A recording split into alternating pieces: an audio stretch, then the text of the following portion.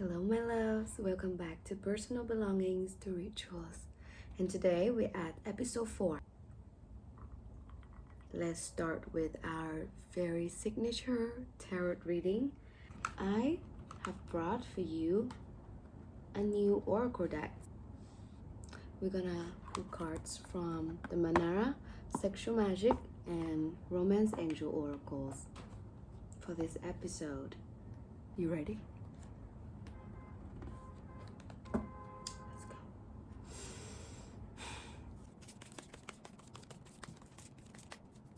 What's in store for love? What are the messages for my fans in love?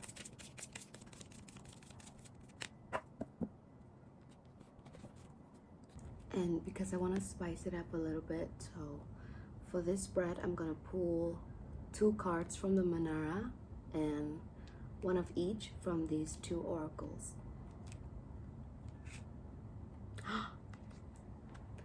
Queen of Fire. Yeah, Queen of Fire.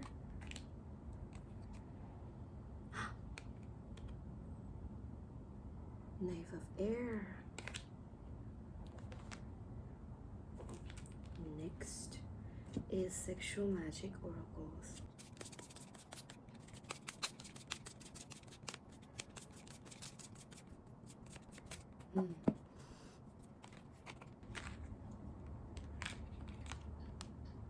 Trials.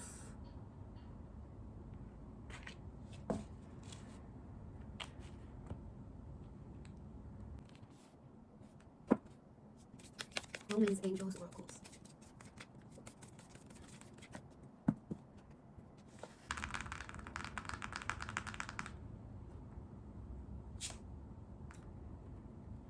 New love. Okay, so let's tune in with our messages.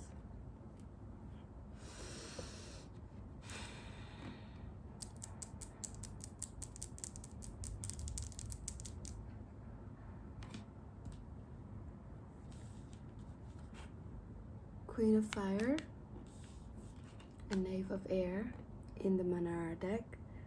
Queen of Fire represents a very fiery woman, a very desired woman. She's hot, she's in tune with her body. She is like, think Amanda from Sex and the City. And then we got Knave of Air. Knave of Air represent a young person who is mentally alert, curious, and eager to seek information from other people, and also can represent new ideas. Just like a very youthful and curious energy. Oh yes, we have New Love, the card New Love. A new person has stirred your romantic feelings. And we have Trials. Oh, have goosebumps right now. This is crazy. So I see somebody who is could be a fire sign, a woman who is fearless, who is hot as fuck, and she's magnetic. She's know her shit. She handle her business. She don't give a fuck. And there's a boy running around trying to gather information about her. Definitely younger than you. And the Trials card here representing, I don't see actual trials, but it's just like flirting and like testing out the water and you know, throwing hints into the conversations. Could be over social media, since this is a Knave of Air. You know, like liking your stories. I know it's lame, but that's how it is nowadays. Liking your story, liking your repost, reply to your stories, and just really like letting you know that he's watching you closely. And since it's a queen, sorry, my throat is not giving today.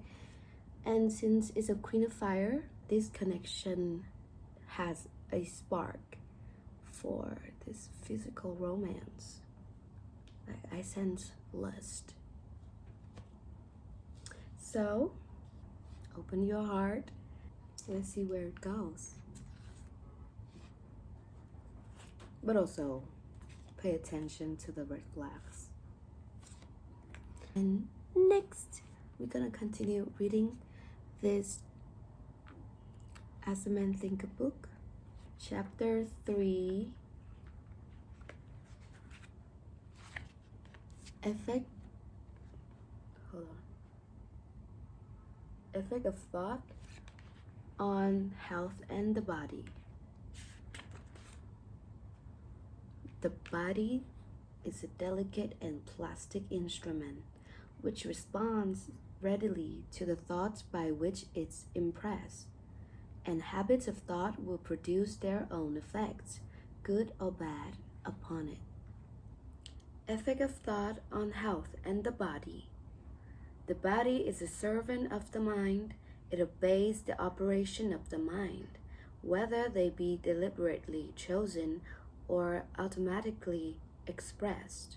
At the bidding of unlawful, which is unhealthy, thoughts, the body sinks rapidly into disease and decay. At the command of glad and beautiful thoughts, it becomes clothed with youthfulness and beauty. Disease and health, like circumstances, are rooted in thought. Sickly thoughts will express themselves through a sickly body.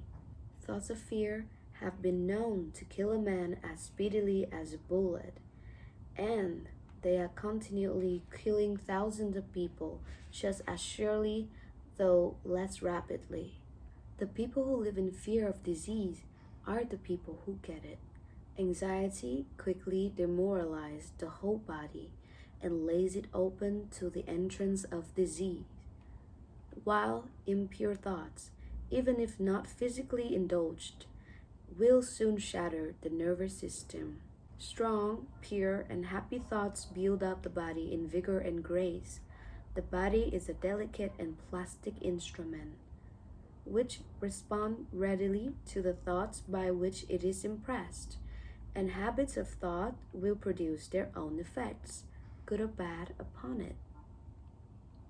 Men will continue to have impure and poisoned blood, so long as they propagate unclean thoughts.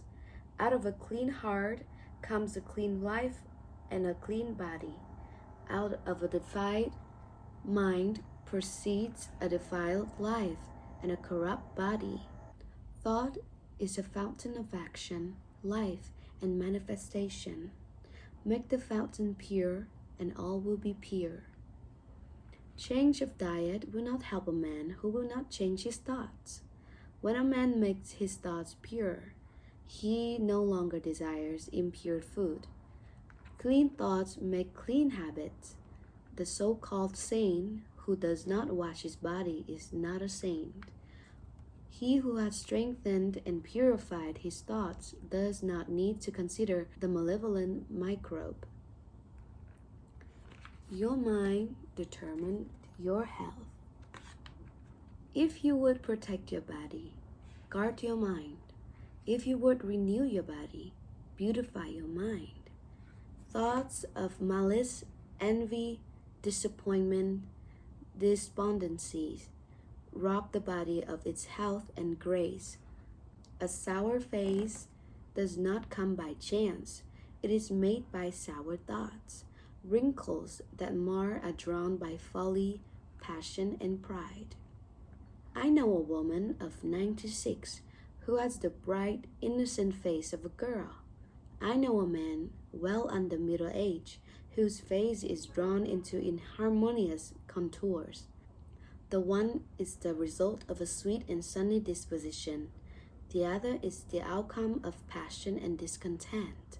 As you cannot have a sweet and wholesome abode unless you admit the air and sunshine freely into your rooms, so a strong body and a bright, happy, or serene countenance can only result from the free admittance into the mind of thoughts of joy and goodwill and serenity.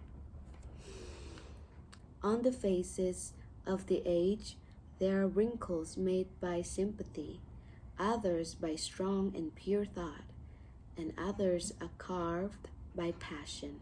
Who cannot distinguish them? With those who have lived righteously, age is calm, peaceful, and softly mellowed like the setting sun. I have recently seen a philosopher on his deathbed. He was not old except in years. He died as sweetly and peacefully as he had lived. There is no physician like cheerful thought for dissipating the ills of the body. There is no comforter to compare with goodwill or dispersing the shadows of grief and sorrow. To live continually in thoughts of ill will, cynicism, suspicion, and envy is to be confined in a self-made prison hole.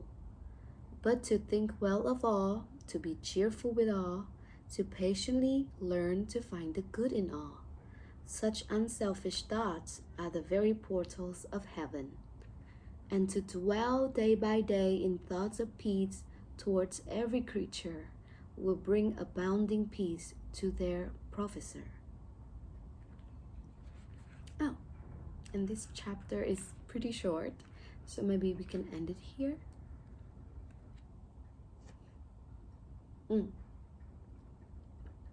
I have this teeny tiny little snack for thought. I watched this man, I think on Instagram, he was talking about how unfair karma can be sometimes. And then he went on to explain that the punishment for wrongdoing is wrongdoing itself. Like if you lie, if you cheat, if you steal, if you hurt, then your karma is being a liar, a thief, and an abuser. Actually, there are people who doesn't even have a sense of like conscience. They don't know what they did were even wrong. They just know that they got away with it. And I think that's a karma itself, right? Because when you trace back to childhood, our previous generation of parents, plenty of them used the technique of physical punishment in order to discipline their kids. And while doing so, they have created really good liars. They have created kids who grew up to have this huge gap in their moral senses. Like they would only refuse to commit and admit to crime solely because they're afraid of the consequences and not because they know that it's wrong. And I think parents have overlooked the importance of decipher the right and the wrong, the good and the bad in the world for their children. Even though sometimes good and bad is like very subjective, you know. As a person, I think that if we were to change the environment, and I don't want to say the world, but if we were to change the world, we could start by changing it within our house. We help our kids to produce good thoughts, a clean conscience, to give good and to find good in the world, to make better choices. That's how the world can become a better place. So that is all for today. Thank you so much for tuning in. I'll see you next week. Bye.